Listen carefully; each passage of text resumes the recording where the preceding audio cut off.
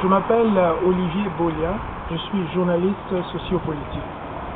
Je viens auprès de vous, chers Canadiens, Congolais du Canada, pour vous annoncer l'arrivée bientôt le 25 septembre de l'homme politique Éric Moulalo. Pour ceux qui ne le savent pas, Éric Moulalo, c'est un homme d'affaires et politicien congolais. C'est quelqu'un qui a une vision pour le Congo et qui voudrait la partager avec l'ensemble des Congolais. Donc, le 25 septembre, Éric Moulalo, azana biso na Canada, bandeko, likambo ya Congo eza susu likambo ya mutu moko te.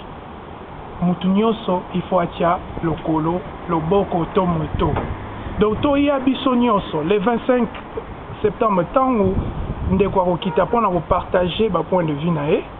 Donc, tozala wana na conférence de frères oyo ezala na Toronto et puis na conférence oyo ezala na Montréal.